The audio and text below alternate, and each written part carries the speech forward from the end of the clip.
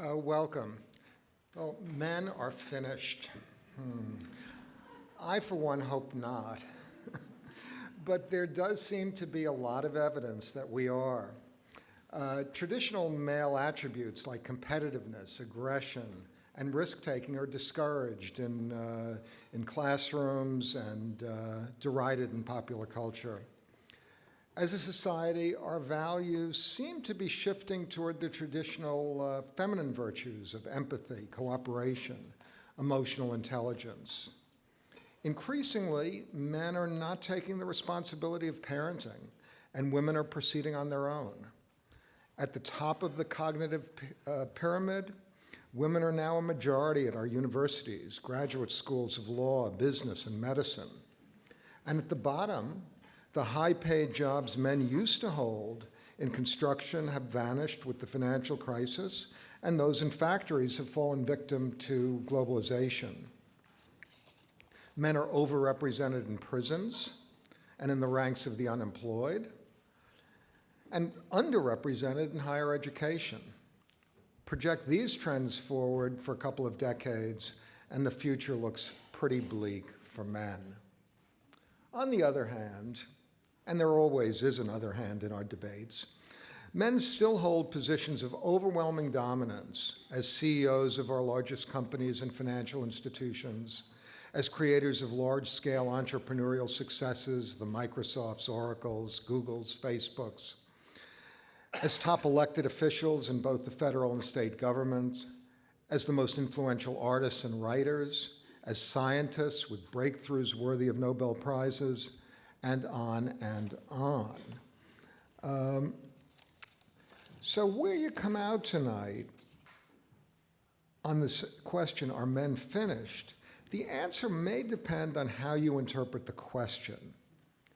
What we meant, but couldn't say in 3 provocative words, is whether we're at a tipping point where women are likely to achieve in the future the same sort of dominance that men have had in the past, or whether the changes in the relative position of men and women are significant perhaps, but hardly fundamental. Well, we have an extraordinary group of panelists to help you make that decision, and it's now my privilege to turn the evening over to them and to our moderator, John Donvan. Thank you, Jackie.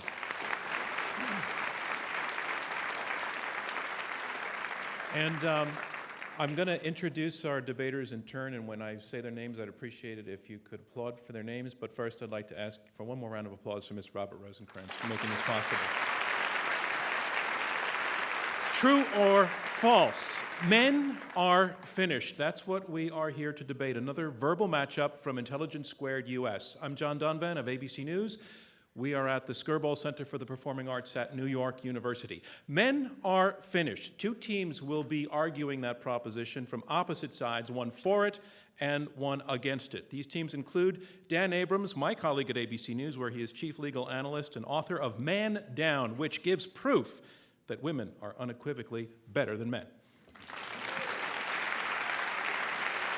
His debating partner is Hanna Rosin. She is a senior editor at The Atlantic and founding editor of XX, a woman-focused section of the online magazine Slate.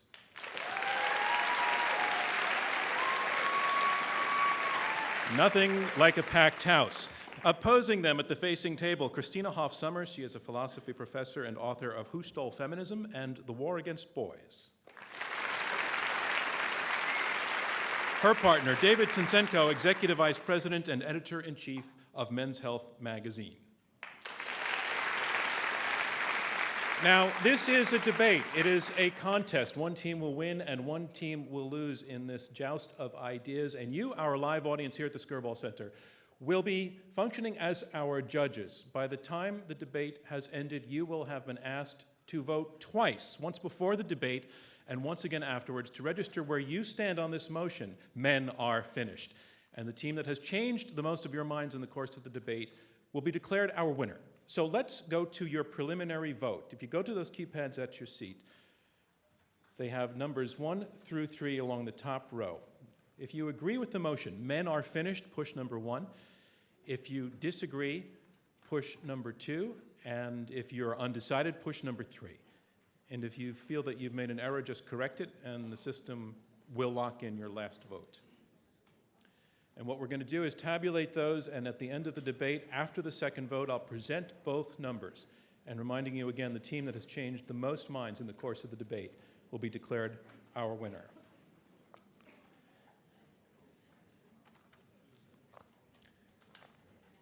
So our motion is men are finished. And now on to round one, opening statements by each debater in turn. They will be 7 minutes each. And I'd like to introduce first for the motion, Hanna Rosin. She is an award-winning journalist for Slate and The Atlantic. Her 2010 cover story, which was titled The End of Men, provoked a firestorm of responses. She is now writing a book expanding on her theory that men are losing their dominance. And as a matter of fact, you went to high school at Stuyvesant, a few blocks away from here, where I understand you were a debater. I was a debater, and I'm hoping I can channel that inner nerd tonight and bring it right back again. Did you beat the boys a lot? We beat everybody, but my partner was a boy, so I don't know if that counts. Ladies and gentlemen, Hanna Rosin.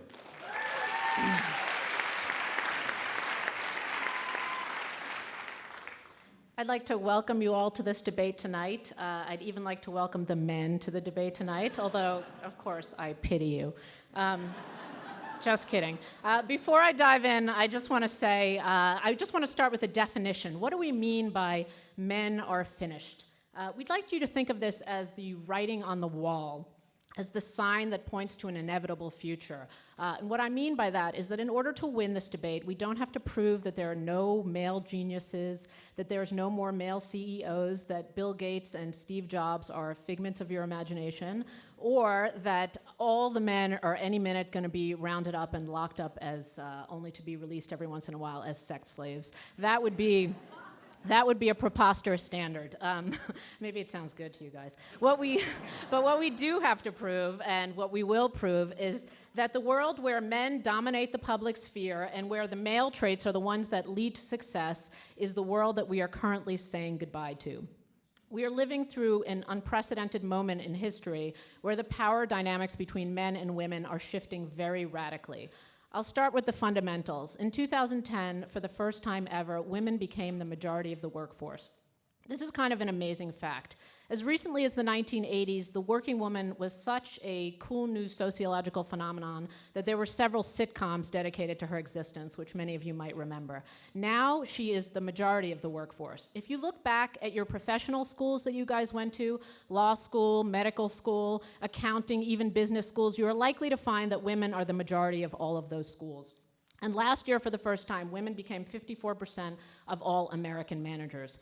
Now, how are men doing these days? They're doing very, very badly. The annual income of men peaked around 1973, which is just when women started to get going. Right now, 1 in 5 men are out of work, which is the highest percentage that's ever existed. When Larry Sommers was recently asked by the New York Times what keeps him up at night, you would think he would have mentioned the healthcare crisis or maybe the many, many gaffes he has made over his long career, but he did not mention either of those things. What he mentioned was this 1 in 5 ratio, which he described as having vast social consequences. Now, why is this happening? The very simple answer is college. Most economists agree that what you need to get ahead these days is pretty simple. It's just a college degree. But women, for some reason, are much better these days at getting college degrees than men. For every 2 men who get a college degree, 3 women will do the same. So why are women getting more college degrees? It's not that women are smarter, because they're not smarter. These days, men and women test about the same on standardized tests for both math and English. But women have something. Some sociologists call it grit. Some call it engagement. Some call it focus. Some call it social intelligence. It's some special formula that's required for success these days, which women just seem to have in greater abundance than men. And this is a very new thing. Now, I imagine that our opponents are going to concede that women do better in college, but then they're going to say, so what? Women are goody-goodies. Then they go to work and they just flame out and they never get anywhere else. But this is, of course, completely preposterous. For one thing, it's only been happening for about a generation and a half, and you already see the results in the economy. You already see that for women under 30 these days are making more money than men under 30, and that's really, really new. Also, women are getting much more aggressive than they ever were, which is something that's brand new. And also the qualities that we think of as making a great leader are starting to be defined as more feminine than masculine, which is something that my partner is going to talk about later. So now you really have to be blind not to see the effects of this all around us in the culture. We've all gotten used to the new guy anti-hero, or what my friend at Slate calls the omega male, who's 2 rungs below the alpha in the wolf pack. And so we see him in the Judd Apatow movies, we see him in the Bud Light commercials. He's sitting around, putting his feet up, drinking beers, basically not working and not sure what to do with his life. He's still wearing Keds and a band t-shirt, even though he's well into his 40s, and at an age where men and generations before were already picking their kids up from college.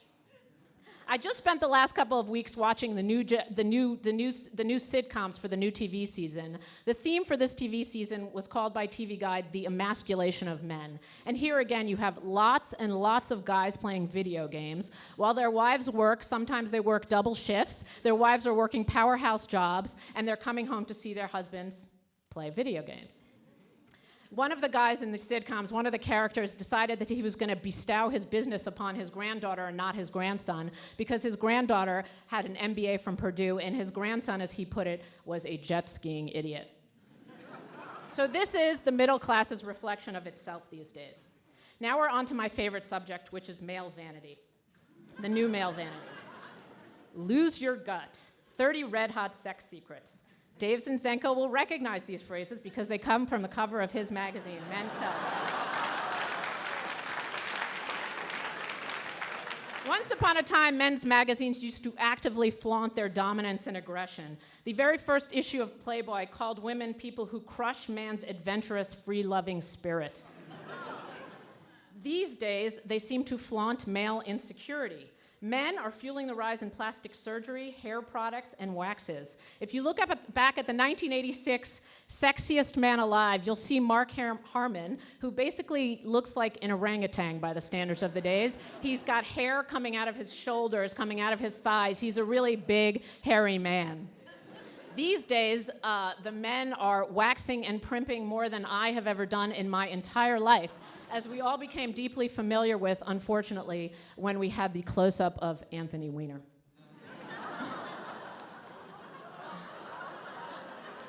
Now, from my opponents, you'll likely hear a lot of talk about the new generation, about how men are still geniuses, men are still inventors, how they drive the technology industry. I have a few things to say to that. First of all, we're talking about a tiny percentage of men. And they're more than balanced out by the men at the other end who are incarcerated or having trouble in school. It's perfectly possible that we'll have a handful of great inventors, and that still, broadly speaking, men are finished. You're also likely to hear about the Fortune 500 list and the echelons of Hollywood and how few women there are out there at the top. I hear this argument on nearly every panel that I'm on, and my answer is always the same. Duh. Men have been at this for 40,000 years, and women have only been at this for 40 years. So, of course, the world doesn't flip upside down overnight. But the writing on the wall is still clear. Men are finished, which is why you should vote for us. Thank you, Hanna Rosin.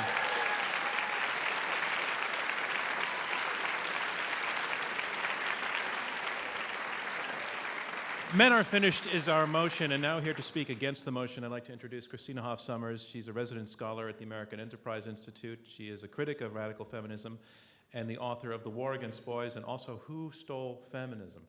Does the answer to that question figure in to the argument you're going to make here tonight? Oh, actually it does. I mean, in Who Stole Feminism, I argued against a very ferocious form of male-bashing feminism and in favor of a feminism that affirmed friendship and equality and mutual respect between the sexes, and I'm going to talk a lot about that tonight. All right, here we go. Ladies and gentlemen, Christina Hoff Sommers.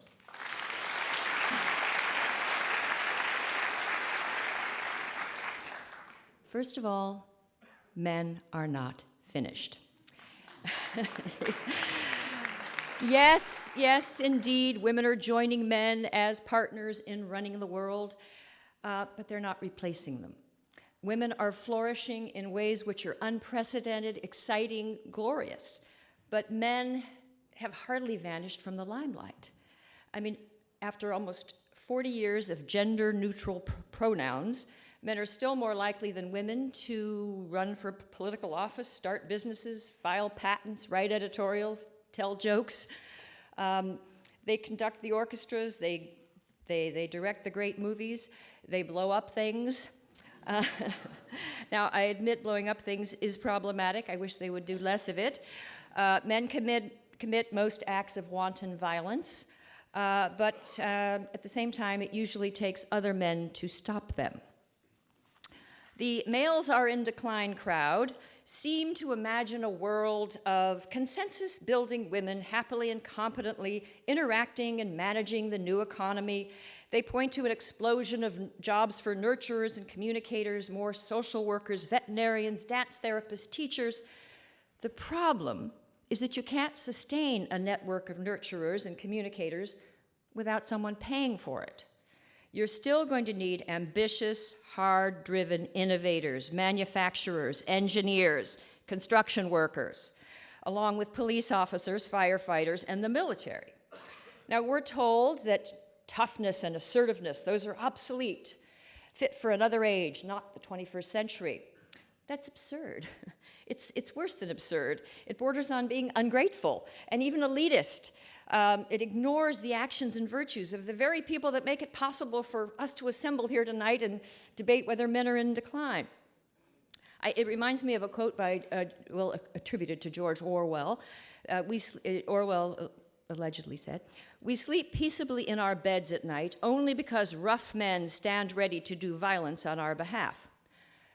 Well, the world is still dangerous, and our civilization still depends on the protection of brave men and some women who are willing to fight and die to protect us.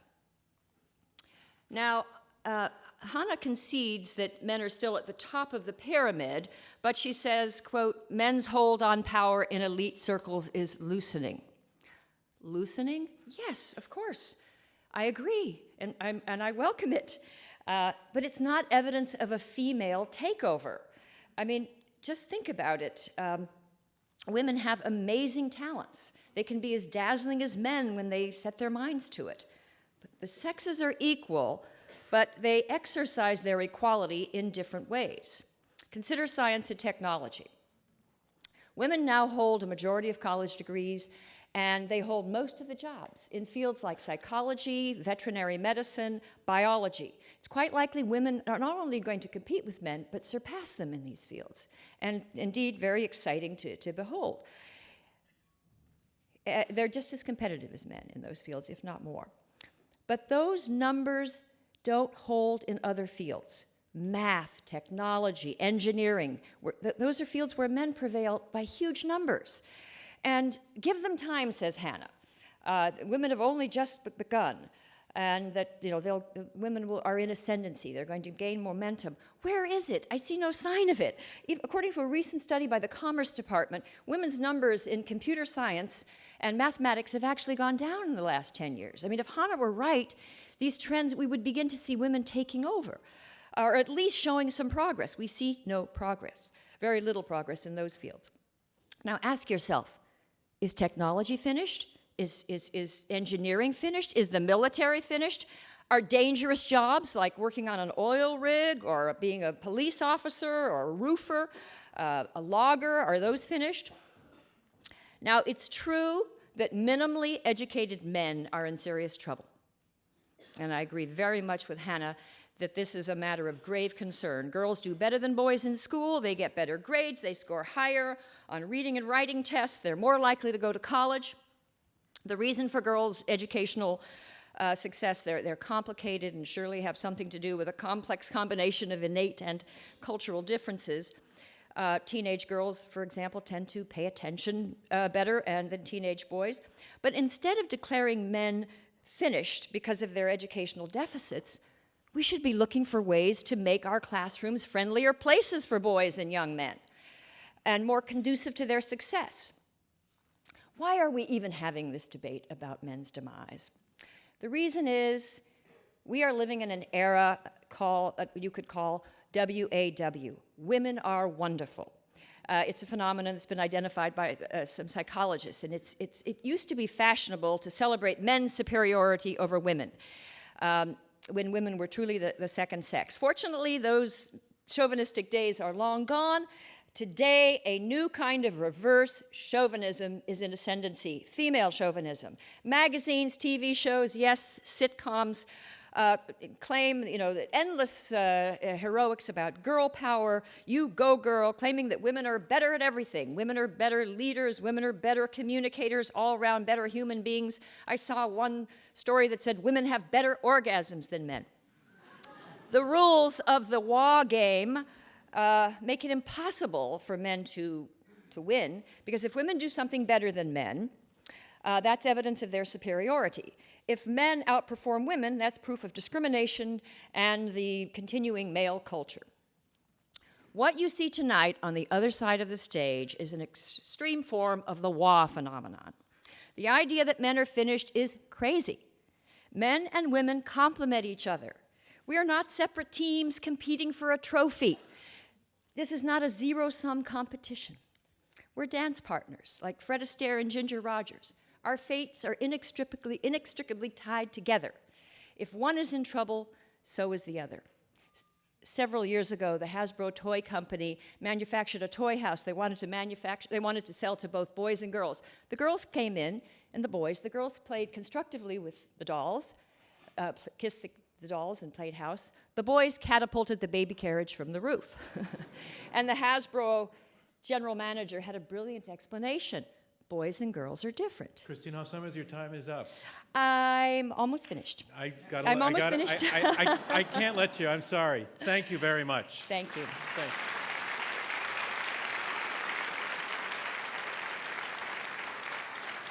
Okay, a reminder of what's going on. We are halfway through the opening statements of this Intelligence Squared U.S. debate. I'm John Donvan of ABC News. And we have 4 debaters, 2 teams of 2, who are fighting it out over this motion: men are finished. We have heard 2 of the opening statements, and now on to the third. I'd like to introduce Dan Abrams. He is Chief Legal Analyst for ABC News. He is also the author of a book whose title is a lot of fun to read. It is called Man Down, Proof Beyond a Reasonable Doubt that Women Are Better Cops, Drivers, Gamblers, Spies, World Leaders, Beer Tasters, Hedge Fund Managers, and just about everything else. I noticed that you don't say women are better legal analysts.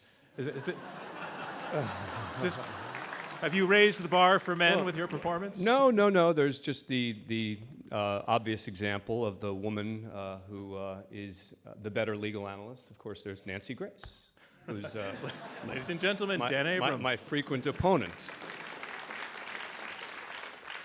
How the heck did Dan Abrams, a far too old to still be single guy, not particularly known as a feminist, end up writing a book about female superiority? Did he do it to meet women?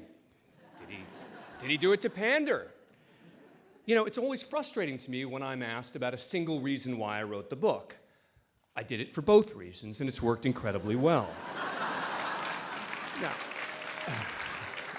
it has not had any substantial impact on my social life, and there is no question that sort of silliness is what has gotten my book, Man Down, far more attention than it ever would have received. I made a case based on evidence, and men's rights groups and others have attacked me, saying, he didn't use the scientific method in this book. Look, this book was, at times, a fun, tongue-in-cheek effort. So I'd separate it into 2 broad themes, chapters that at least get people reevaluating their preconceived notions, and others which I think truly prove female superiority. Can I definitively prove that women are really better spies or competitive eaters, or even they tolerate pain better than men for certain, or even my beloved chapter on women handling breakups better than men?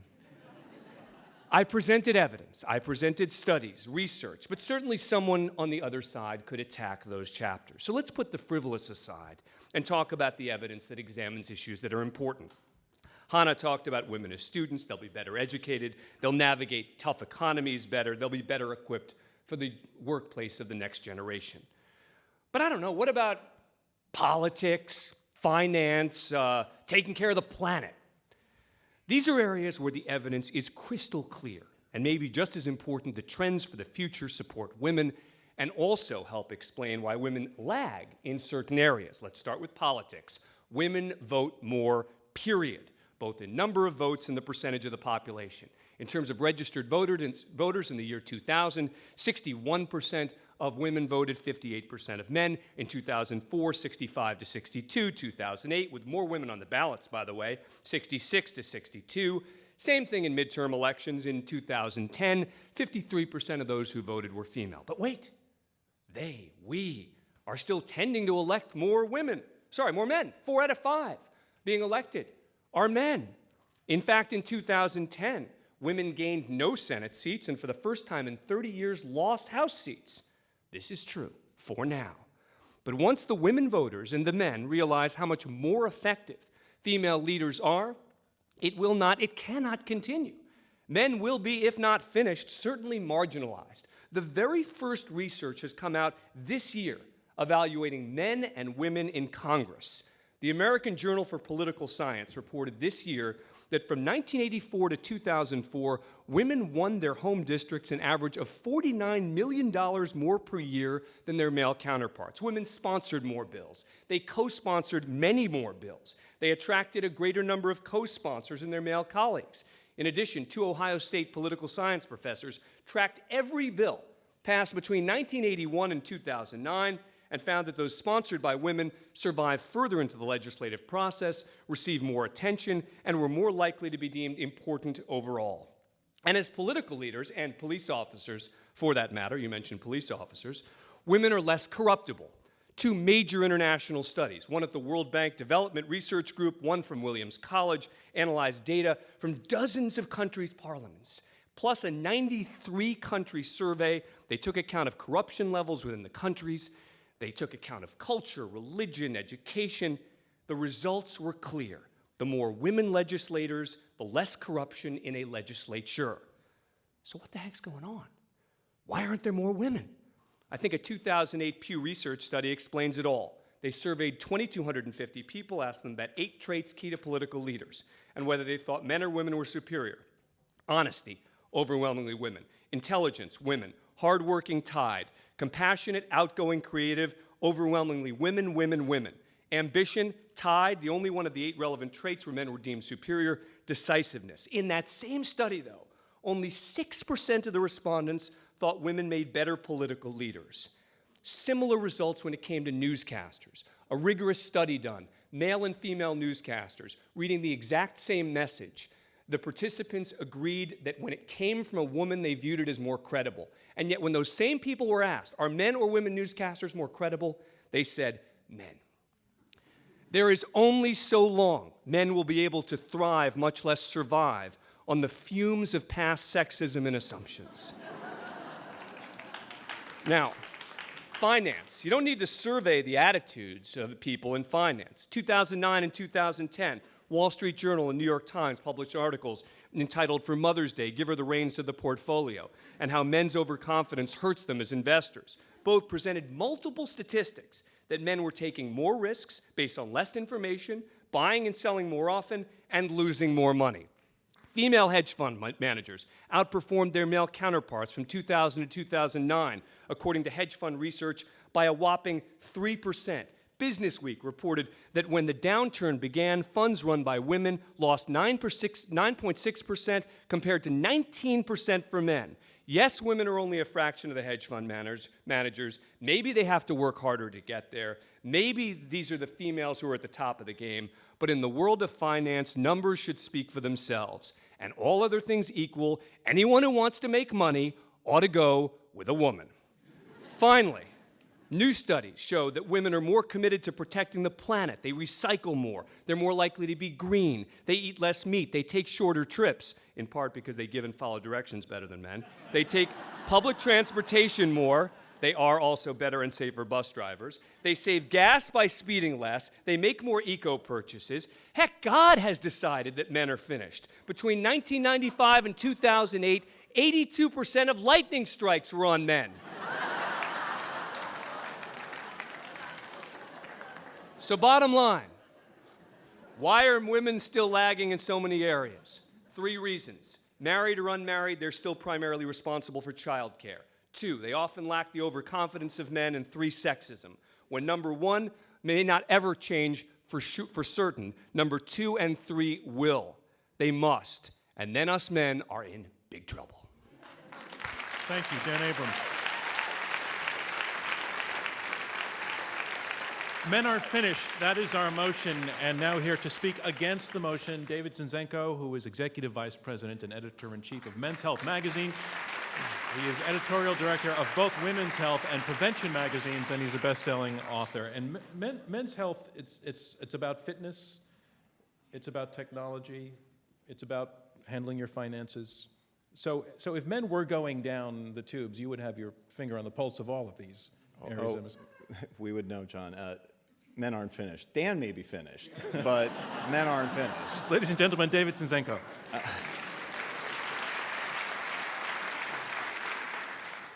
Thank you, John, and thank you, Dan. I want you to vote against this proposition, against this misguided motion, because it's preposterous. Men can't possibly be finished, because as all of you know, when men are finished, they roll over immediately and go to sleep. That's not happening. Clearly, men are not rolling over. Now, they will have you believe that that is the case.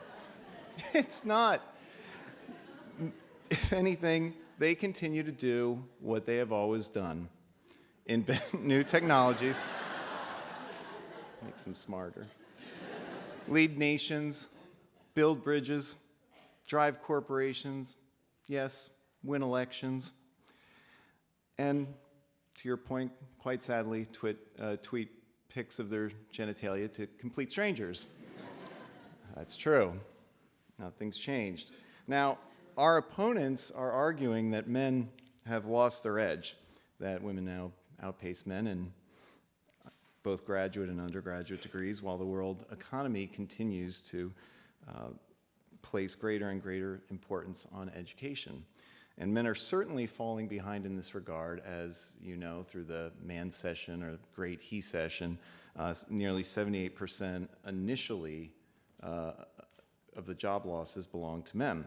Yes, men make up the largest sector of the unemployed.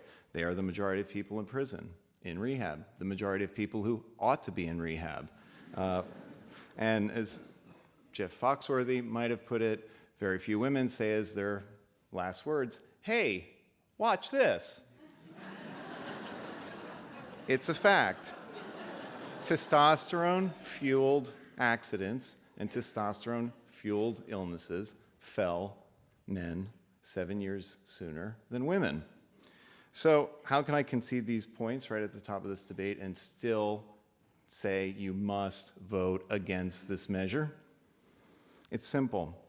All of the statistics that my opponents will be citing tonight are indicative of a trend. Women are beginning to catch up to men. But the pace of that progress is inexorably slow.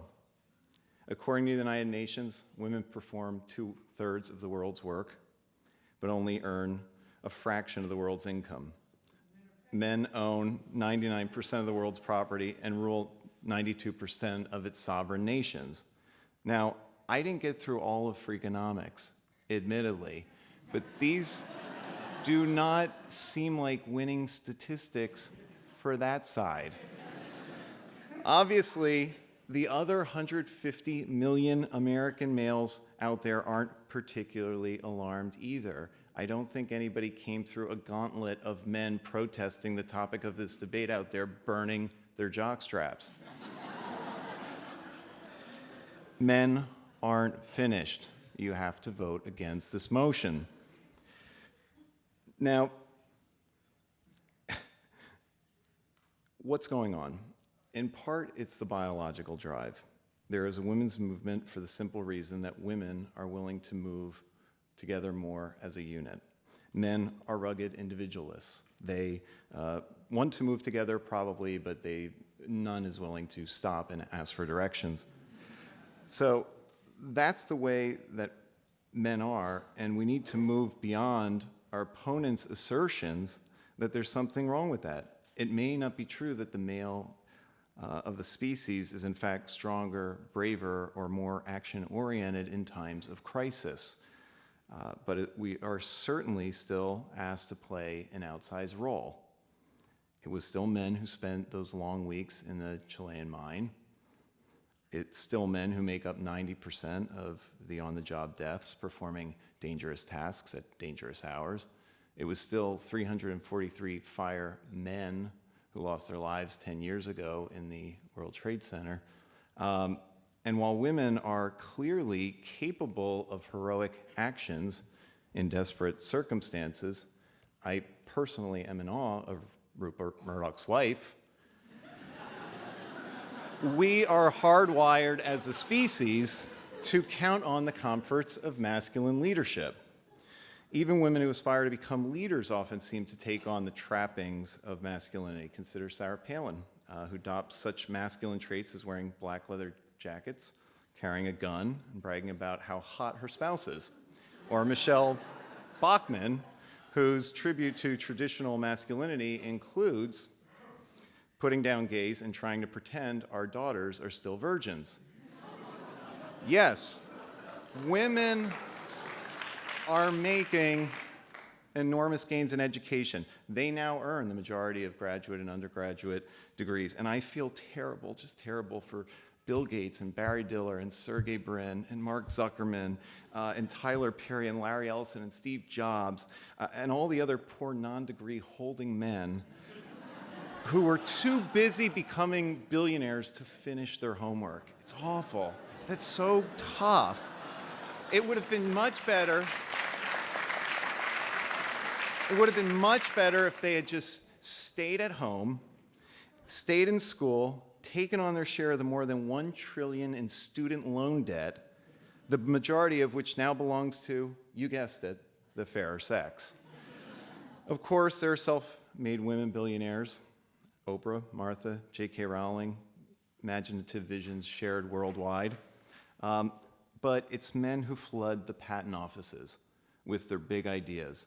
And until a woman invents the next Google or Facebook or iPad or Bassomatic, the economic inequality between men and women will not be righted in our lifetimes. So men are driven to achieve power and influence. Men aren't worried about losing out to women.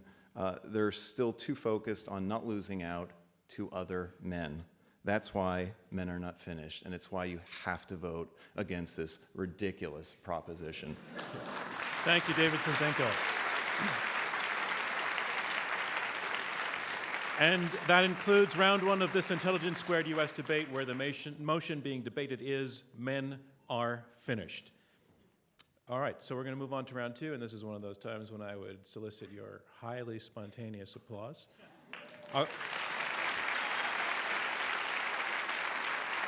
Welcome back to this Intelligence Squared U.S. debate. I'm John Donvan of ABC News. We're at the Skirball Center for the Performing Arts at New York University. Our motion is Men Are Finished, and we have two teams debating this motion. We have Hanna Rosin and Dan Abrams arguing for the motion that men are finished. They're saying that as a result of a changing economy and shifting cultural values, men who once, like it or not, were seen as the dominant sex, the bosses and the breadwinners, are now already in a deep slide to number two status. Arguing against them, saying that men are not finished, Christina, Hoff, Sommers, and David Zinczenko, they're saying that men are doing just fine, thank you, that they still hold most of the power, and besides, just because women are doing better, that does not mean that men have to be doing worse. We're in round two, where the debaters are going to be able to talk directly to each other and take questions from you and from myself and from readers of Slate who are watching this debate online. And I'd like to start with initially with a question to the side that's arguing for the motion. And I think perhaps to you, Hanna Rosin, your opponents are making the case that part of the reason that the notion is afloat, that men are finished, is because there's an attitude about, there's a sense that women can only be doing better if men are doing worse, that this is a zero-sum game. So is it? Is it not possible for both sides to do well without this imbalance resulting? It is possible, but it just doesn't work that way. I mean, if we can all agree that there was male dominance for a long time and that male dominance is over, then I think we agree that men are finished. So the resolution is about male dominance, which we've taken for granted for so many tens of thousands of years. And so even if you have parity, you have the end of male dominance. I mean, if you have women rising and catching up to men, then you no longer have male dominance. And so that's what I meant when I early on tried to define the resolution as men are finished. The era of male dominance is finished, which we've taken for granted for all this time. Christina Hoff Sommers. But the opposite of male dominance is not female dominance, it's mutuality. That's fine. and Men are still finished. I mean, men are finished as the dominant sex. I'm not. They I don't are think not women finished. Are, you know, That's absurd. Even you agreed to it when you, in your opening, that you didn't want to say men are finished. You thought there might be inklings of a suggestion that it may be happening. But what you're defending now is that men are finished. I'm saying it's absurd. I'm saying some men are in trouble. But rather than declare their extinction, we should be doing what we can to help them, and that is not Totally. happening in our schools. Yeah. Our I'm not saying schools we are. should crush them further. Let's I'm talk just about stating- Dan Abrams. Yeah, you say we need to do that in our schools, and yet that's exactly what universities have tried, which is to have affirmative action for men. It's gotten that bad, and the problem is that the civil rights. Why are they laughing? This is true. Yeah. Schools have affirmative action for men. And the Civil Rights Commission actually investigated this and may investigate it again because the situation has gotten so dire at our universities that we feel the need to discriminate against women. If that's the solution, that's frightening. Christina. The Civil Rights Commission chose not to investigate it. That never happened. No, but- they did but, investigate They it. did not. They did not. I know. However, about they- why they it shut doesn't down matter. the investigation, and believe me, They shut it down. You don't want to get into why. Because they did not want to get into it. All right, let's move and forward the on reason, the, on the impasse. Let's move forward. Let's not have an impasse. But if you look at the early grades of how young men are treated in our schools, it's a very girl-friendly environment, and boys are not keeping up with the girls. But does that mean boys are finished? We had massive efforts. What does that but mean, seriously, is that not, Christine, is that not indicative of their argument that the system is set up in such a way that males, let's say, are on a bad track? Males aren't on a bad track, but our system is rigged against them. And if you look into the average classroom, it's a male-averse environment. The schools, for example, now don't allow rough-and-tumble play. There's zero tolerance for male rambunctiousness. You have schools where they don't allow them to play tag where anyone is out. They have to replace it with games like Circle of Friends, Tug of War. Tug of War has become Tug of Peace. This is hostile to the interests of young men. And it gets more serious if you look at the readings. A friend of mine at Harvard Graduate School of Education did a content analysis of textbooks, readers for 7th and 8th grade social studies class. She said you'd think the American West was settled by teenage girls traveling with parents. So male heroes have been taken out. Boys are badly neglected. Now, just one last point. We did a lot to help girls and to strengthen them in math and science. At the same time, we did nothing to help boys with their reading and writing skills and their college matriculation. But it seems like you're Dan Abrams. conceding that men are finished. I mean, what you're doing is you're saying, yes, men are finished, and here's why we need to change it. I said men are in trouble. That's not the same as saying they're finished. David Zinczenko. I mean, I would just say that. David, can you move just a tiny bit Sure. closer I to mean, the mic? what's happening here is what needs to happen. They are in the ridiculous side of this issue. So they have to attempt to redefine it. If the issue is that the stranglehold on men is coming to the end, or men omnipotence is finished, well, two things would be happening. We would be conceding right off the bat that men's omnipotence is finished, and this debate would be taking place in 1962. Okay, the fact is that at this point, we have come to accept a shared power structure between men and women, and it really doesn't matter. It's not the issue that we're really discussing here, which is why you have to vote against this motion. Wait, what was that phrase you used? Surviving off the fumes of sexism? I think we have our finest example there. Well,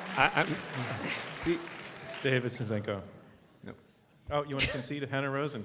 I think you scored on that. I want to make another point about police officers, which Christina made a reference to consistently, and I think it's indicative, actually, of the larger issue, which is people like to think, oh, you know, men will be the better police officers because they're bigger and stronger, and if I was out there and I needed someone, I'd want a big, strong police officer. Well, Okay, in certain cases, but what if I told you that there is solid evidence to demonstrate that women can diffuse a violent situation better than men can? Okay, now instead of having to tackle the guy, you can get the guy to avoid a conflict altogether, and then avoid taxpayer lawsuits, and have less corruption within your police force. Suddenly we're looking at police officers in a totally different way. Does that mean that there's no advantage to being faster or bigger? No. But the number of times in real life, as opposed to the movies, where people are actually sort of running down across the street to catch the guy jumping over the fence is actually pretty far, and it's pretty rare. All right, Christina, well, Christina Hoff, Sommers. first of all, don't trust Dan and his statistics. I know. He has a fairly serious case And of... he's a columnist for Men's Health magazine. He has the hardest time getting his pieces through our fact-checking department. He Dan- is so fired. Dan, tonight. did This you not is say? ridiculous. Didn't you not claim in your book that women have better physical endurance? Did you not claim that women can take pain better than men? Yeah. Both of these things are false. There's a vast library of literature. Childbirth. Epidural. Invented by men. Yeah. Yes. Sorry, what's the question? Endurance, physical endurance. Yeah, You think that women have better physical endurance? That there is an advantage that women have with estrogen and fat that provides them an advantage. Fat? It's true. Yeah. It's true. I rest my it case. Allows, I it rest my allows case. women to engage in certain endurance activities better and longer than men. That does not mean they're faster. Name It one mean- activity. I'll tell you one. In the ultra marathons is the only race where women can beat men. Okay, this Don't is the. clap. He's just wrong. He's got. It's not true.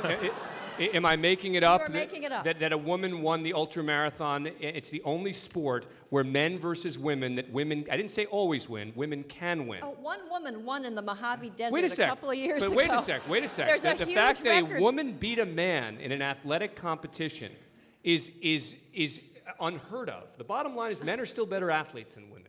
Men are stronger than women and they're faster than women.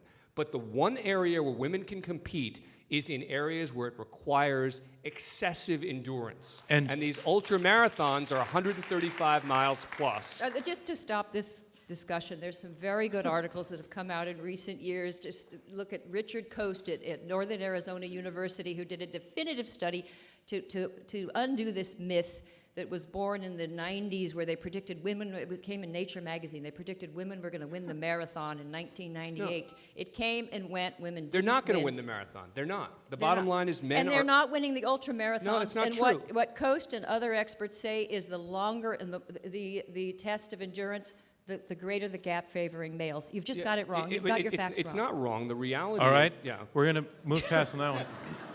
Dan, what about billiards? Sorry? Billiards. Oh, billiards. Billiards, yes. Christina, I want to put a question to you. A question to you. You talked about fields where men's, I would say, brawn is relevant. Firefighters, the people who protect us, soldiers. You mentioned loggers, and they're kind of creating a world where they're saying it's more important now to be a blogger than to be a logger. that it's a Facebook world, and the Facebook world works better for women in many different ways, the social skills, et cetera. So I just wanted you to take on that notion that structurally we're changing so that the relevance of female characteristics to the economy, their economic value, has become enhanced, while male so-called characteristics, brawn, for example. I don't disagree with Dan or Hanna that there's a female ascendancy, which I find as exciting as both as a woman and grandmother of Eliza. I like to see these opportunities for women and women moving into centers of power. But again, I insist that what they're doing is forging a partnership with men in running the world. They're not taking over. And women and men are equal but different. And I think women are dazzling but in different ways. And so if I had been allowed to finish when I was up there instead of now you've, only a woman got was that not allowed. moment, so I would When take I it. talked about the boys and girls with the dollhouse and the boys catapulted the baby carriage from the roof, even when men and women get older, there's this complementarity. We still need the catapulters. We still need the nurturers. Typically, if a parent, a father and mother go to a park with a child and there's a jungle gym, the mother will say, "Be careful." The father will say, "Can you get to the top?" I think that we need both the nurturers and the catapulters, and that the idea that we're going to have one over the other is unknown. But the notion that so-called feminine qualities, which would include what, Hannah, become more relevant economically? You know, I'm so reluctant to enter this wall, women are wonderful, how do we say it, debate? I mean, I don't know that women are particularly awesome. Like when I enter this bloggers versus loggers conversation, this isn't a value judgment like loggers are losers. That's not the motto. The loggers are going to be so relieved to hear you. Loggers are not losers. We'll make the t-shirt after this debate. That's not what our side represents. It's just that they're an incredibly shrinking part of the American economy. It just is. It's really not a value judgment. It's like whatever it is that women have. You know, people have called it so many things. They've called it grit. They've called it emotional intelligence. They've called it focus. Nobody really knows what it is. Some people try to say like, oh, it's in the hardwiring of the brains of women. I'm not sure it's in the hardwire. It might be that women have been behind all these years and now they're catching up the way immigrants do. It might be that. But it's just an economic fact that whatever it is. I just have a question Let me for just bring Hannah. in David Zinczenko. Well, again, it's if you look at all of the relevant stats, what you see is this is not the case. That when you look at concentrations of wealth, when you look at poverty in the United States and elsewhere, the deck has been stacked against women. That is not good. We need more gender equality. But in their world, they have to twist what this debate means. And the fact is, if men adjust to the work-life realities, they are emasculated and feminized, and therefore they lose.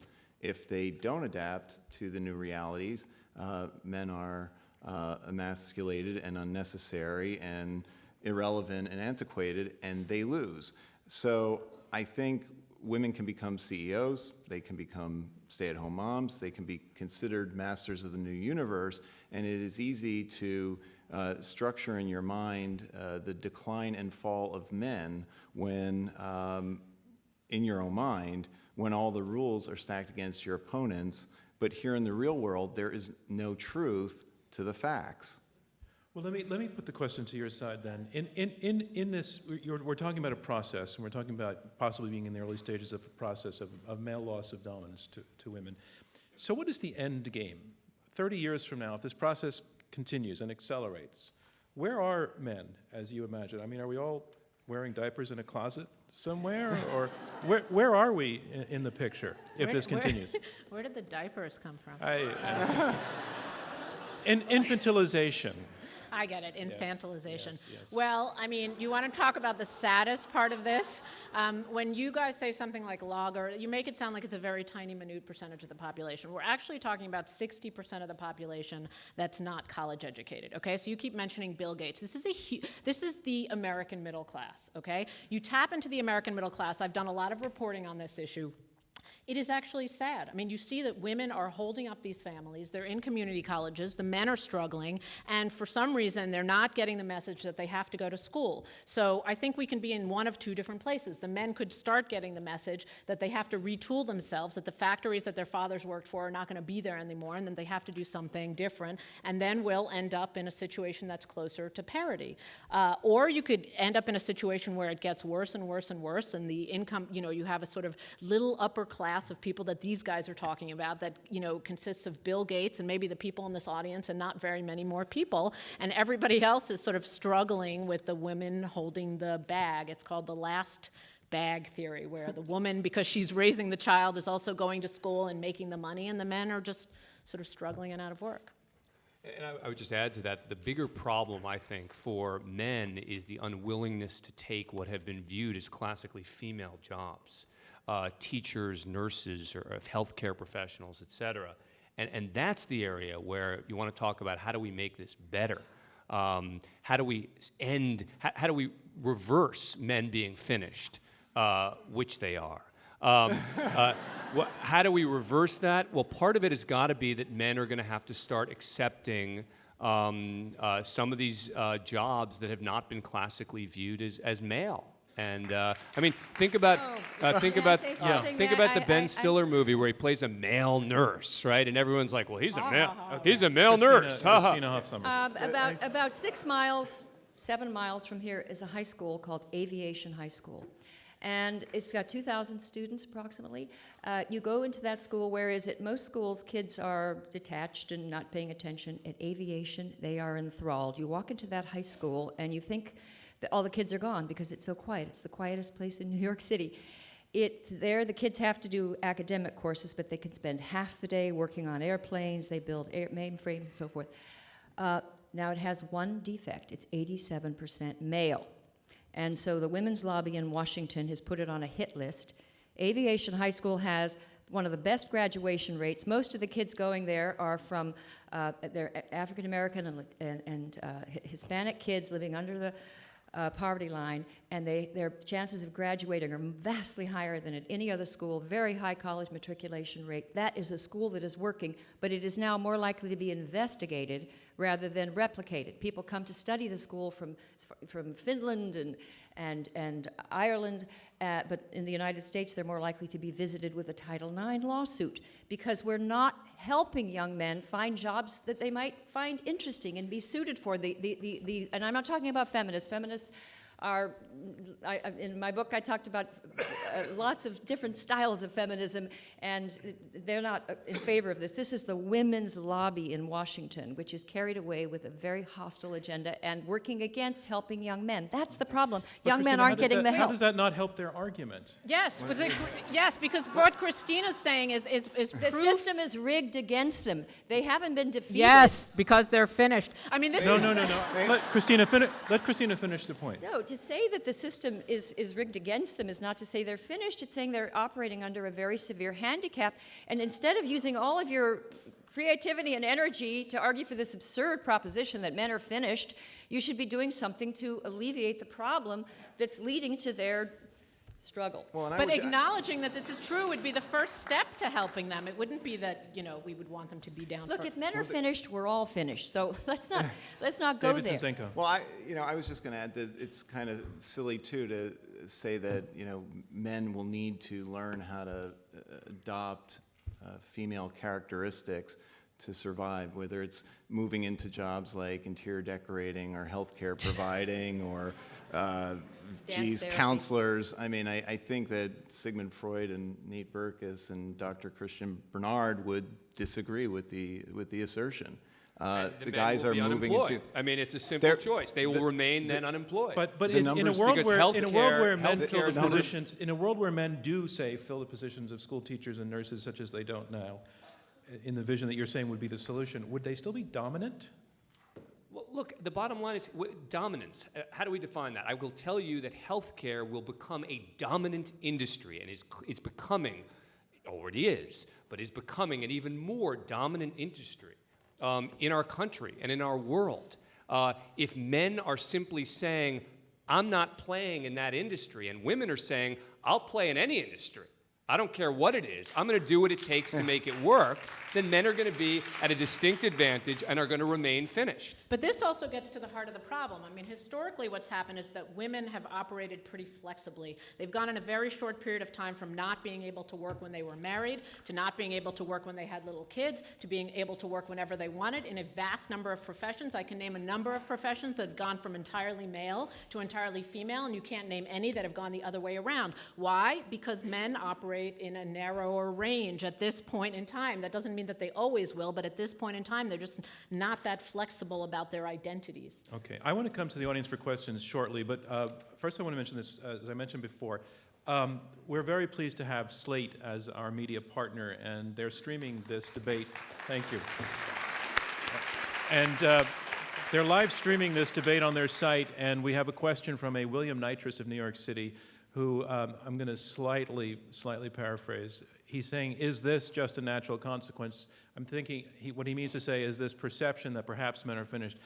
Is it just a natural consequence of the assumption of superiority among men who, unlike females, didn't have the pressure of needing a college degree to succeed. And the more interesting part of his question, he says, does this apply outside of America? So I want to put to both sides the cultural aspect of that question. To what degree are we talking about an American phenomenon here, and to what degree is it more global? Well, men Christina are Hoff Sommers. languishing academically throughout the world. In most countries, in Europe, far more women go to college. I mean, more women go to college than men in Iran. So it's not only the United States. But what's true is that the United States, we're having a hard time finding ways to help young men. Hanna Rosin. Men are languishing in all countries of the world. Academically. Academically, they're Oh, languishing. no, not politically, no way. Well, so here's an interesting statistic. So we always think male preference is something that comes up a lot, preference for the firstborn son. One of the first things I did when I started this research was on a lark and a tip, I went to go visit fertility clinics because, we all understand that people prefer sons. And it turns out that no, 75% of couples are actually requesting girls. So then I started to ask, well, is this true in these very patriarchal places like, South Korea, China, and India? Well, you look at the charts and here's what happened. At some point, technology allowed them, to easily choose a son. And then by the mid-90s, this plummeted. Women started to go to school, women started to get jobs that they could never have before, and all these strict patriarchal structures started to break down. So you can see all over the world that different things are happening. I mean, China, for example, has a higher percentage of female CEOs than the US does. Why? I think it's because childcare is easier. I think it's because families take care of children. There's all sorts of reasons why culturally that's true. Chinese men finished? Eventually. Okay, let's go. No, take it, Christina. Go I'm ahead. just wondering, do you think that Americans prefer to have female children? Well, the difference is when you poll them and ask them what they want, they say we want a son. When they actually choose, they choose girls. Amazing. This is the consistent theme again No, and again. wrong, because she's overlooking something. When they actually choose, you're talking about women who go to fertility clinics. But that's the only place But that that- keeps but- statistics. Fertility but clinics that's a- have to write down for the FDA exactly what everybody else exactly what everybody does, and they keep the only reliable statistics. I mean, you can ask them, what do people want, and they'll say a certain thing, but But it's mostly not but recorded. that's kind of that's led by women and slightly older women, and the Gallup poll has kept records since 1941, and you found a distinct preference for males. It hasn't changed since 1941. That's what people say. It's just not what I'd they like do. to go to the audience for some questions now. What you do is you raise your hand, I'll find you. Please stand up. A microphone will be brought to you. Hold the microphone about a fist distance away from your mouth so that the radio can hear you. And identify yourself, and if you're part of a relevant organization, you know what I mean by that, or news organization, please let us know. We'd just like to know that, and please make it a question that's terse and focused and on topic, and then has a question mark at the end. You didn't have to sit down because I was making that long speech.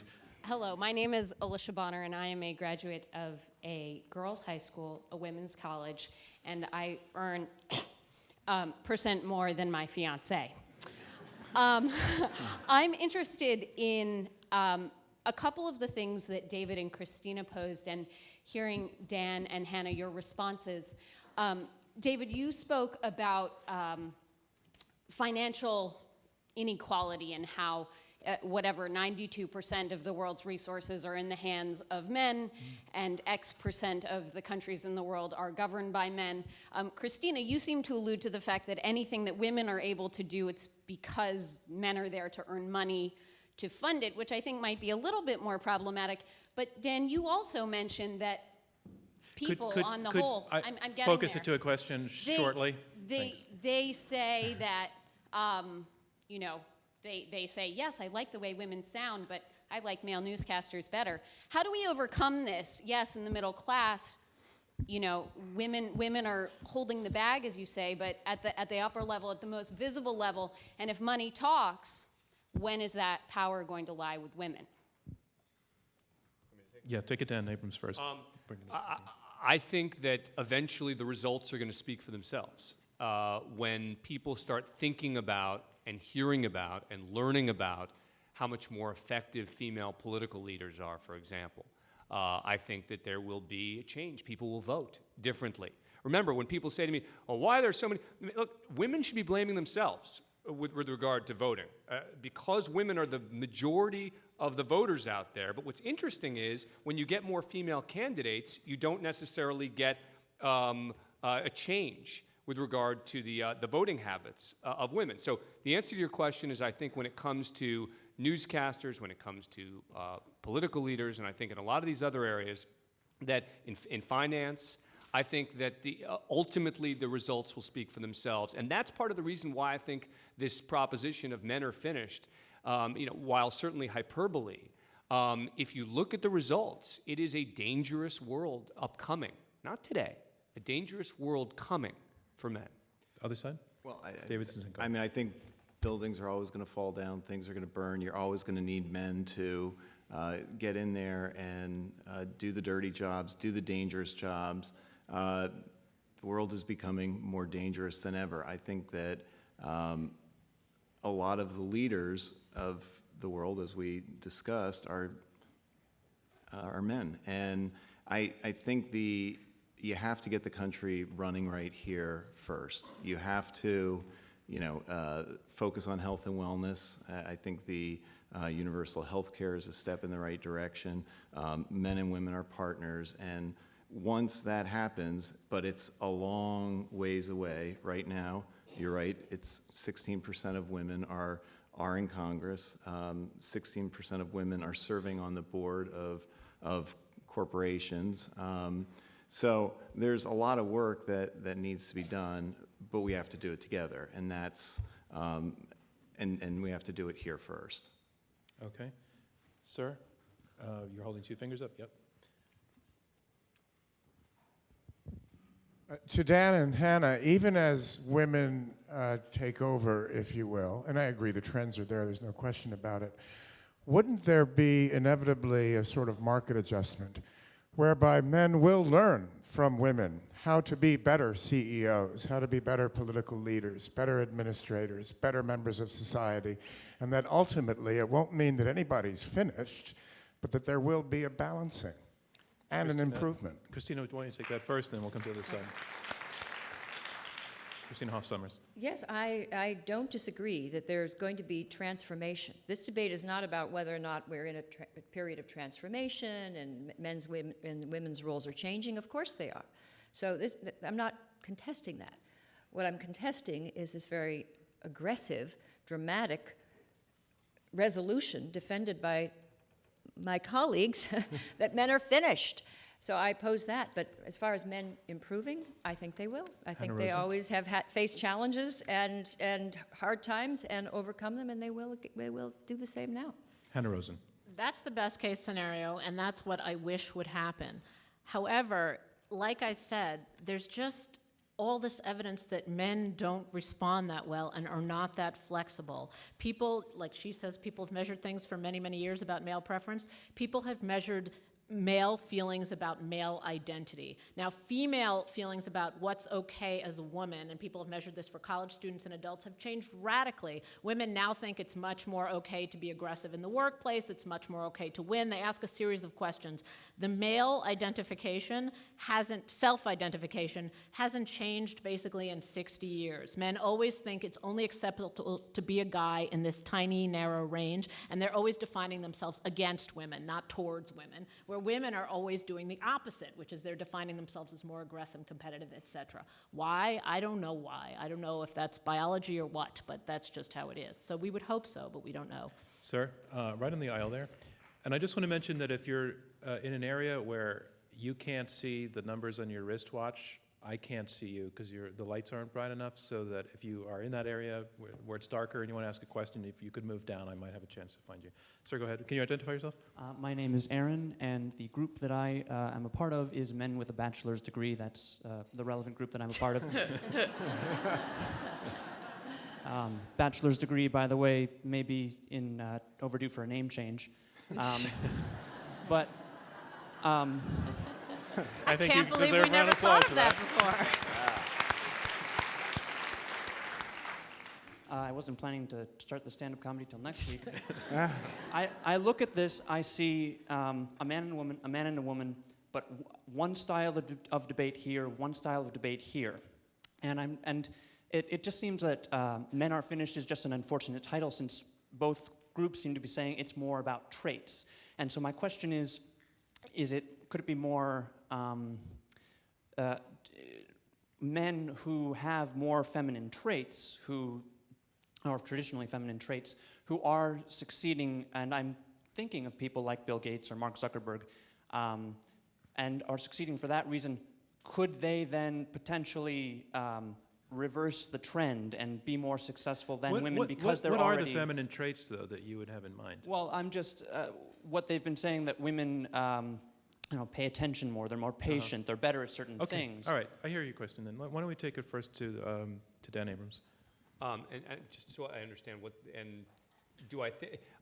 I think your question is that if more men could be more like women...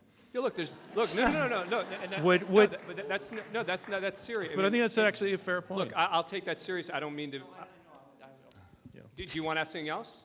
Well, No, go ahead. Take it then, because it's not men acting more like women just because they want to act like women or learning to act like women. It's men who do by nature. Like I feel like people have told me that I have traits that are more like a woman personality-wise, not physically and not my your voice. Hair. It's not your hair they're talking about.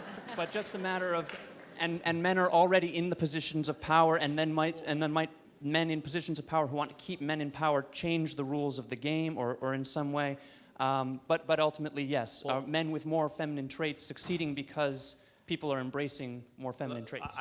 I'll say this, that in the world of finance, there is a clear recognition that the traders need to behave more classically female, meaning that they are now being trained in many classically male financial firms to engage in behavior, consensus building, less of the sort of typically male buying and trading like crazy, taking risks, and becoming a bit more risk averse, et cetera, to improve long-term performance. Again, getting back to some of the statistics that I laid out, that's as a result of risk aversion. Now, that means if you're going to swing for the home run every time, you're going to hit that home run more often, and you're also going to strike out more often. And yet, if you behave more in what is viewed as classically female, more risk-averse, you're going to end up with more, to use the sports analogy, singles, doubles, and triples, and as a result, have better returns. So, David Zinczenko, do you want to respond to that? I think you're a superior human being who is adapting. That's exactly what's going on. You are adopting certain traits that will help you survive and excel. There is nothing wrong with that. What is unfortunate is the argument cannot, of women gaining traction, which they're trying to make this about, is not what, in fact, the debate is about, which is men, aren't finished. I talked about surpassing them, not equaling them. Surpassing them. Yes, and maybe, look, I can sit here and talk about the ratio of college-educated men to women in Birmingham being 13 to 17, and in Oakland, 11 to 8. We can talk about stats all day long, but if you come back to, the facts, the main facts when it comes to how wealth is distributed, the fact that men are still earning more than women, that they're still running boards, running countries, inventing new technologies, you are in a situation where men aren't finished. And that's why you have to vote against this motion. Yeah, right there with this. Yeah, I'm looking right at you. And just wait for the mic.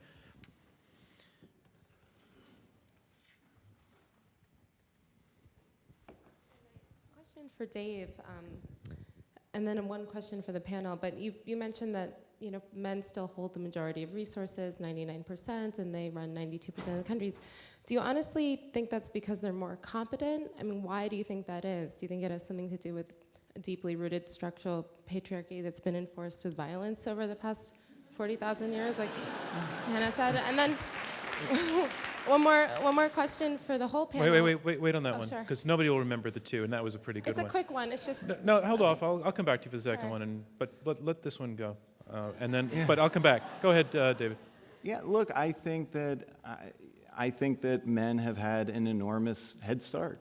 That's what I'm arguing. I am for gender equality. I am just saying men aren't finished. And that's why you have to vote against the motion. And that's why you have to vote against the motion. We have to stay very focused here. And, look, I think, one of the things, so men have had a tremendous head start. That's worldwide, the gains they've made. Certainly women have made enormous gains and will continue to make them, and we should support all of them, but it's not what we're debating here tonight. And it's funny the point that Hannah made about Men's Health as a lose your gut type magazine. Well, let's get back to that for 1 second, okay? This right here is the world's leading women's magazine, okay? Right David, here. for the radio audience, tell us what you're holding This is up right now. Cosmopolitan, okay, which just happens to be the world's leading women's magazine. I think they're in like 97 countries or something. Left side, 21 naughty sex tips, bold, breathless moves. Wait, so why do you want to be like that? Shrink your inner thighs in 6 minutes a day. Times he wants you to be jealous. 4 words that seduce any man, anytime. This magazine is concerned, it seems like women are concerned a lot with men, okay? Then we go over to a magazine like Men's Health, which also happens to be the world's largest men's magazine. And now here you have gym-free abs. You know this is a melt fat with nonprofit beer. organization that Get ripped workout, torn to shreds, the untold story of the Afghanistan war. So Okay, what are we? We're just proving okay. men are Well, obsessed with as far as the themselves, media and women are is obsessed with concerned, men. women are Let me come concerned back with to your men. second Men are question and make it very, very short because I'd like to move on. To go back, this whole conversation also has been very binary between men and women. I was curious for everyone, and maybe for Hannah, who's done so much on-the-ground reporting, also where like gender non-conforming people and trans people fit into this conversation. Well,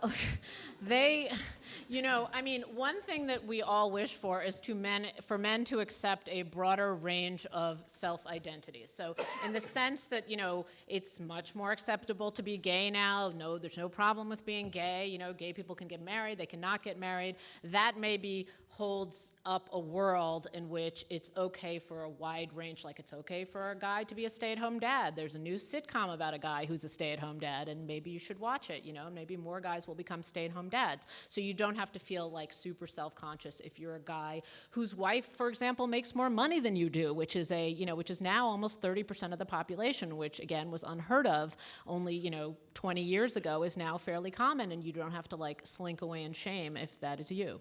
Okay, I need to do another radio break, so I'd just like to ask you to applaud again, and I'll come back and go. Thank you.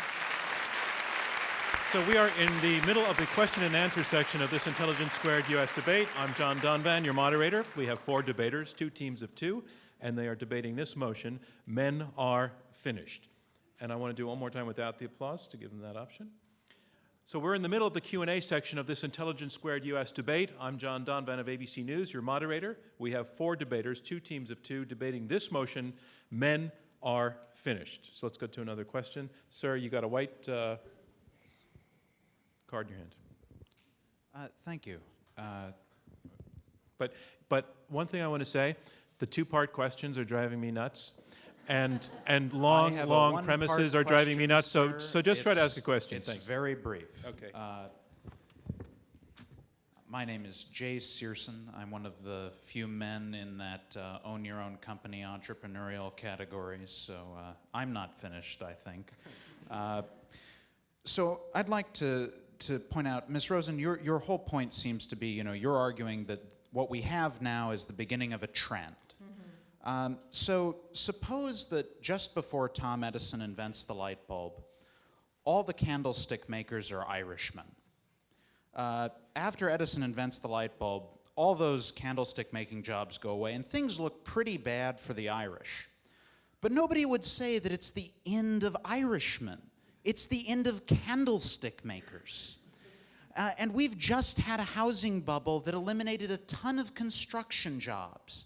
And those construction jobs were overwhelmingly male because men actually had a genetic advantage doing construction. It requires heavy lifting. Okay.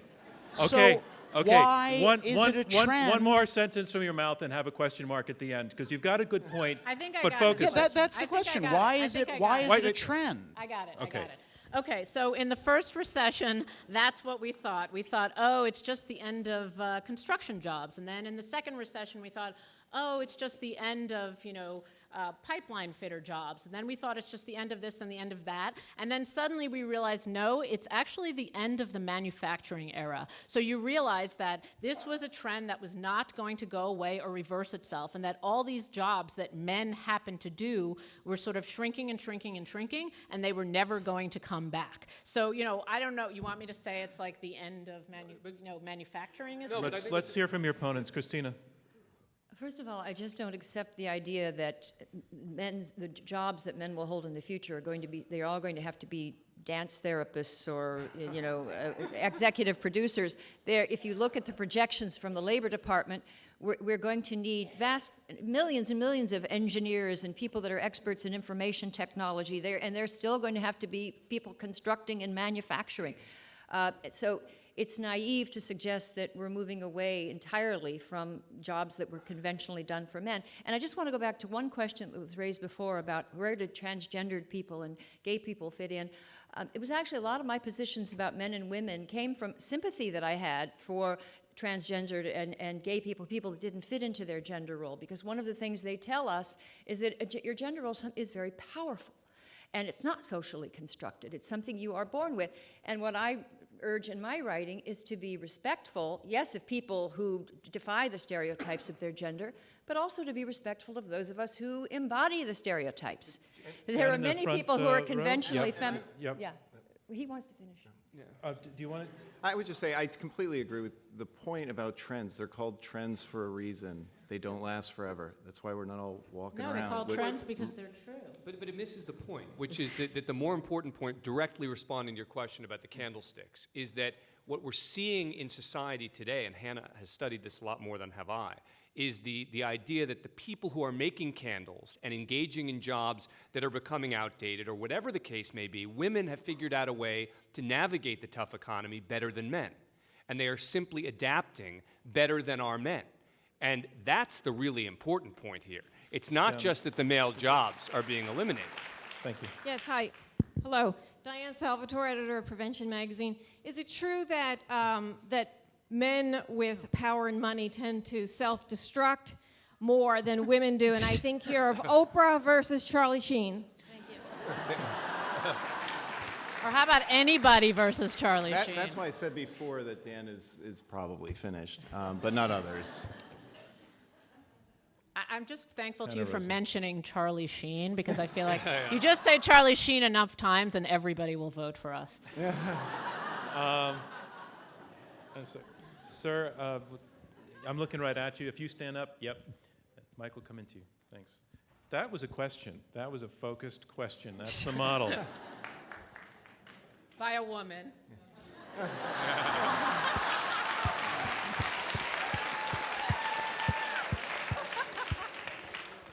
All right, I'm going to try and redeem the men's side with this question.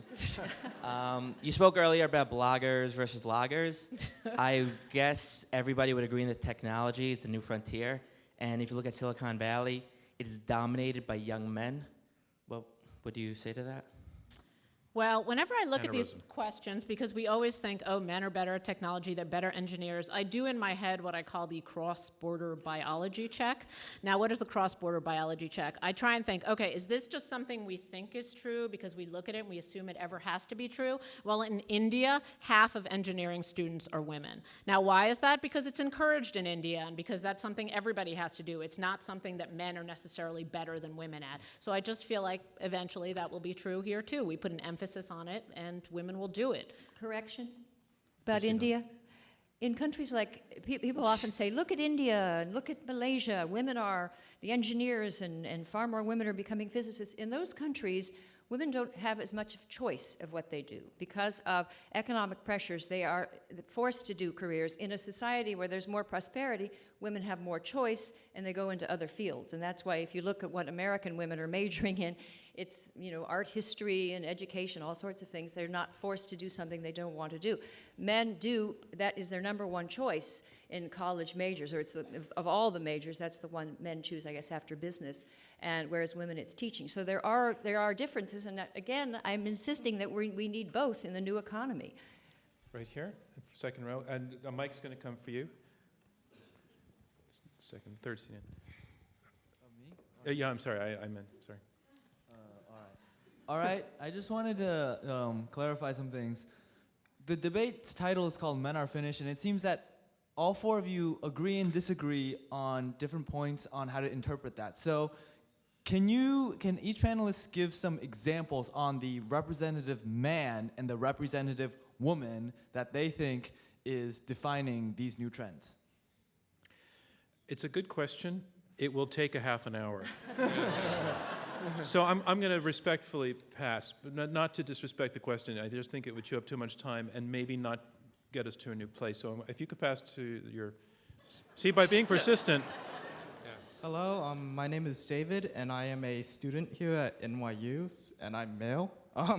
But I just wanted to ask, because I've seen that a lot of the debate has been going on about what is considered traditionally male or traditionally female, and I was wondering if it was really possible to determine whether or not men are quote-unquote finished based on these traditional sort of stereotypical characteristics, because if you look at it, what is considered traditionally female is not what they're arguing for right now. Like the female workers in business or economics or whatever tend to have more what we consider traditionally male traits. So a man going into nursing, you feel, would be going into a female profession? No, well, I would say that it's what's considered traditionally female, but I think what we consider traditionally male or female does not really So if you hold. focused your question down to one sentence, what is it? All right, is it really possible to say that men are finished based on what we consider to be traditionally male and female, considering the fact that in modern times the definitions of said genders That the world is changing. I think I see what you're saying. Can the lady from Prevention Hanna Rosin, do you want to Magazine take it? reformulate that? Who would like to take that? Well, there is some Hanna Rosin. evidence that as women become more dominant, they take on more traits that we think of as traditionally masculine. So I think that a lot of these things are much more fluid than we think they are. That's why I'm always reluctant to enter into this gender biology question. Women are like this and men are like this. Women have gotten vastly more aggressive. They're much, much more likely to get arrested, especially juvenile females, than they were 20 years ago. So this is a sort of scale that moves along a continuum. Although, Okay. as I said, I'm it's guessing you will agree with that. So, sir. Well, but one thing she's left out. Okay, Okay, go on. no. Christina, if you're serious, go ahead. Well, it's one thing that does not change in human nature is that men tend to succeed and fail more spectacularly than females. So you do find more males who are in any economy, any situation. There are going to be males that are going to find their way to the top, and there will be males that will find their way to the bottom. Right. Men have that capacity, That was Dan and Abrams' that does home not run change. swinging for the fences point. Sir, you're standing in the aisle? Yes. You just pointed to yourself? Yeah, that's... No, that's me being confused, not him, all right? Thank you. This is a point first made by Slate Magazine's Emily Bazelon, so I think it was, or where I heard it, so I think it's appropriate to do it here where there's your co-sponsor. But the company Walmart recently faced a lawsuit about systematically discriminating against women, and whatever you think about the outcome of that. The point was, clearly Walmart wasn't utilizing or empowering their female workforce.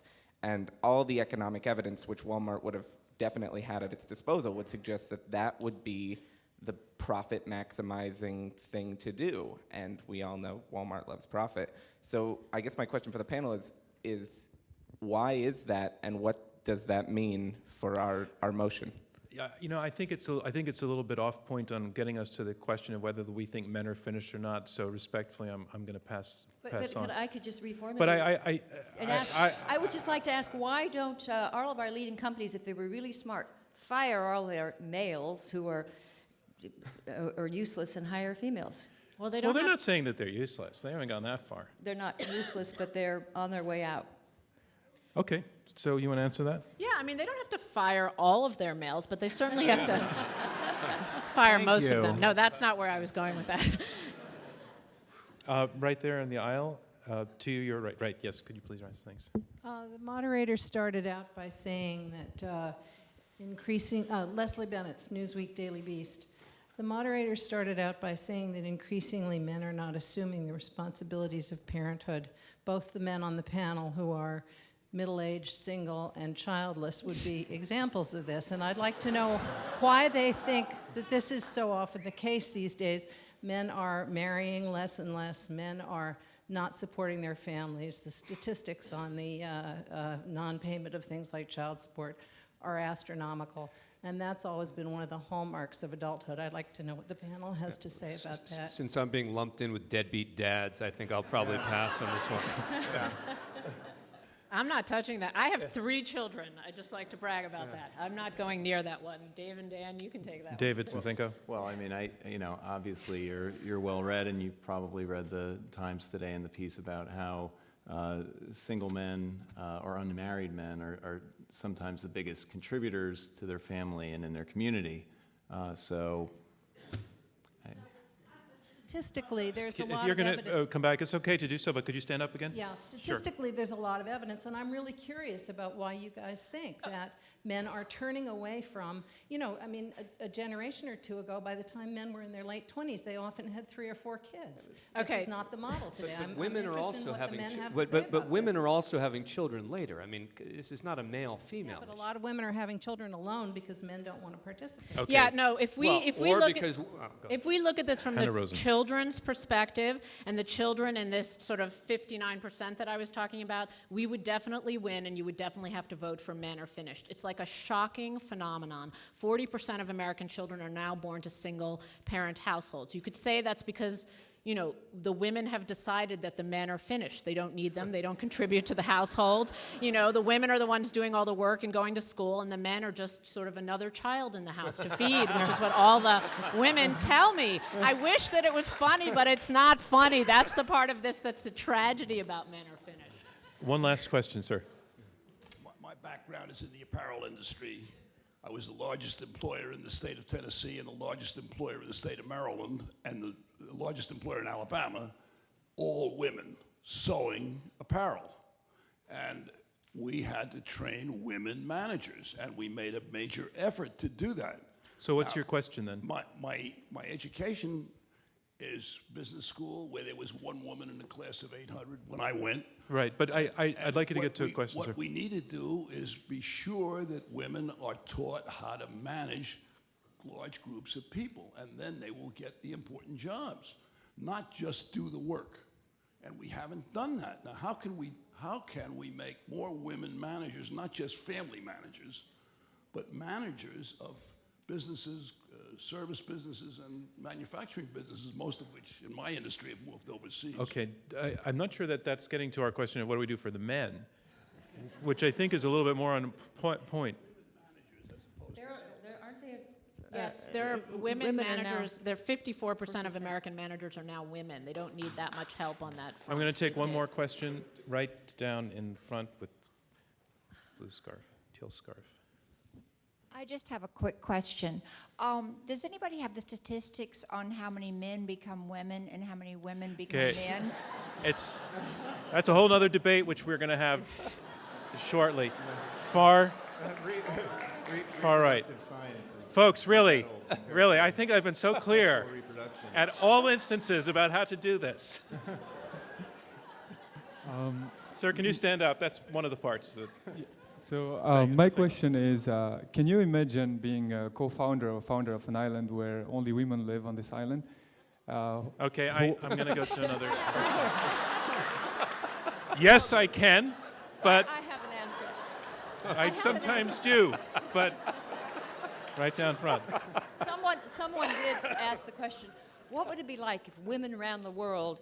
And the reply was, there would be no more war, just lots of jealous countries refusing to speak to one another. Okay, can you rise? And give us a finish here. Because you might be our last question.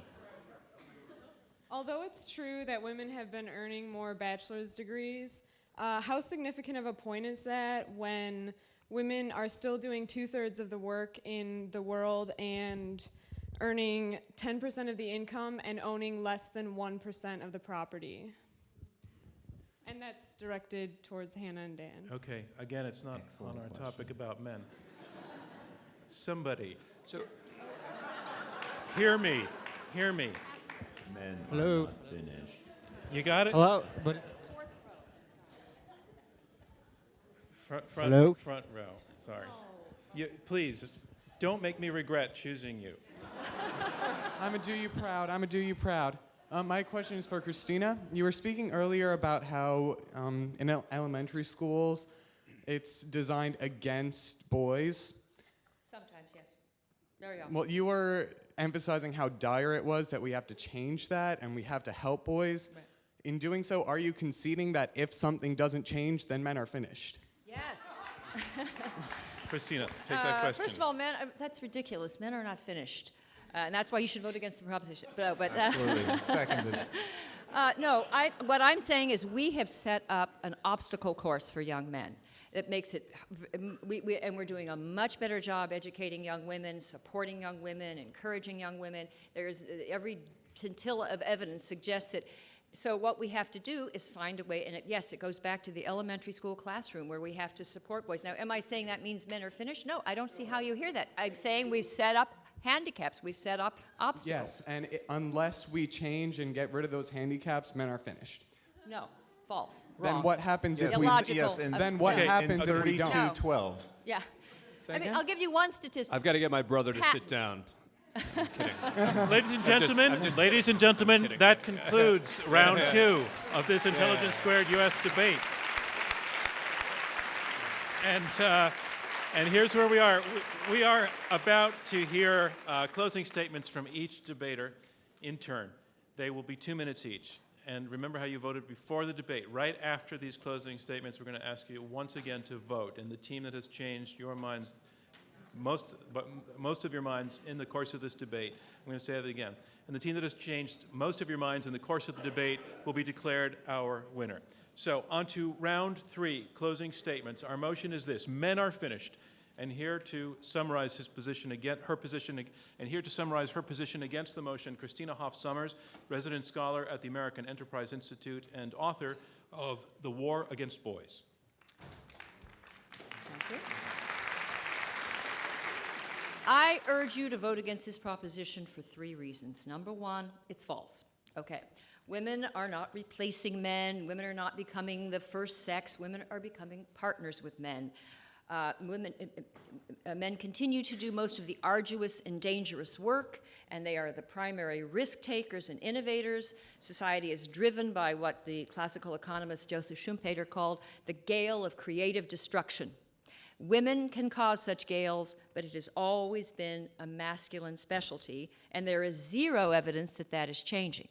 Now, as I said in my earlier remarks, men have been doing less well in the classroom, but this does not herald the end of men. Rather, it means that we have to find ways of making our schools more effective for male students. Reason 2, you should oppose this proposition. It's chauvinistic. As I said, in the old days, we had female supremacy. It's been replaced by this variety of women are wonderful phenomenon. The bad old days of male supremacy are now followed by this female chauvinism. So I believe that an act in favor of this proposition is a vote for chauvinism. Third, and most important, the sexes need each other. They complement each other. They have been known to love one another. As Henry Kissinger once said, no one will ever win the war between the sexes. There's just too much fraternizing with the enemy. Now, women and men do not succeed at one another's expense. We're on the same team. We're codependent. That was true on the African savannah 100,000 years ago. It has been true ever since. It's true in 21st century America. You can certainly find times when one sex has acquitted itself just better than the other, but you will never find examples of one sex becoming irrelevant. Such a development is beyond anything in human experience. I urge you to vote in favor of reality. Thank you. Thank you, Christina Hoff Sommers. Our motion is Men Are Finished, and here to summarize her position in support of this motion, Hanna Rosin, an award-winning journalist for Slate and The Atlantic.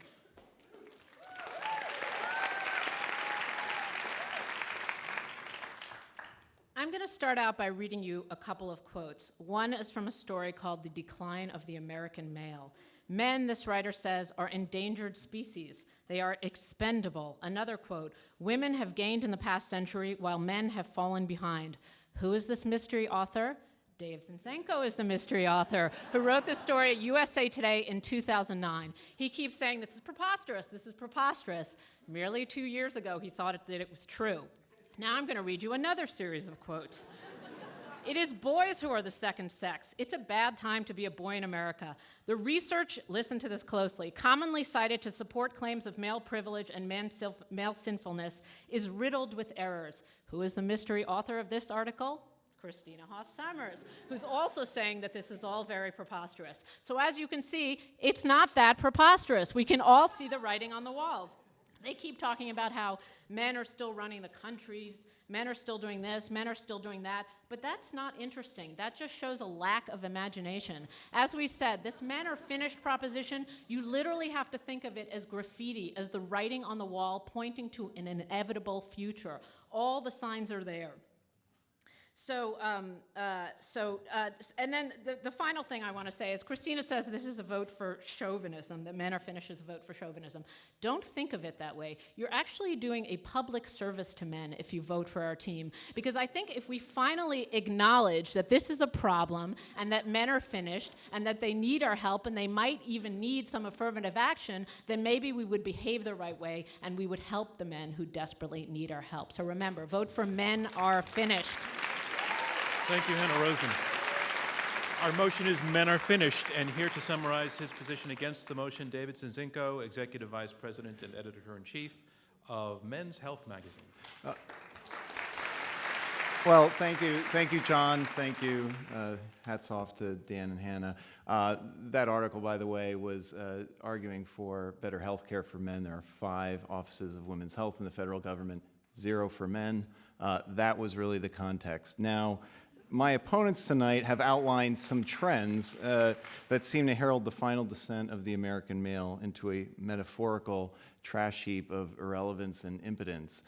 They are trying to bury legions of men alive, okay? You have to vote against this measure. Sure, there are some worrisome trends. They went through them, okay? And as we all know, once a trend starts, it keeps going on forever. That's why all of our houses are worth so much more today than they were in 2007. Now, in the end, there are 2 reasons why you must vote against this motion. Because they might be wrong, but they might be right. Now, the first point, consider this. Gender equality is something we can all agree on as an ideal. But if we are approaching gender equality, why are there fewer women in government today than there were 10 years ago? Why is it so much easier for men to hold on to their gun rights than it is for women to hold on to their reproductive rights? Not only aren't men finished, but women haven't even begun. Let's at least get to the point where the game is tied before we start writing all the men off. Let's imagine, though, that the trend toward greater female political, social, and economic power continues unabated. Highly unlikely, because the Great Recession started with men, and now it's starting to hit predominantly female jobs more than before, and the scales are tilting. So you have more educated, independent, single women there are, the more wonderful the world will actually get for men, okay? So regardless of whether we one day achieve gender equality, men are not finished, and by the way, women are not either. You have to vote against this measure. Thank you, David Zinczenko. Our motion is Men Are Finished, and here to summarize his position in support of the motion, Dan Abrams, Chief Legal Analyst for ABC News and author of Man Down. It seemed at times that our opponents were pleading to you as a moral matter to vote against this. It would be wrong, be horrible. Look what would happen. You would make the guys feel bad. Look, the reality is that we're not just talking about women catching up. We're talking about women surpassing men. Both Hanna and I have talked to you in depth and at length about how significantly women have not caught up, but surpassed men in very significant areas in our society. David mentioned before that you're not going to see jockstrap protests outside. That's right. That's part of the problem, is that men are not alarmed by the situation. And that's one of the main reasons that men are finished, is they don't seem to care. They think it's cool to be a slacker. It's not.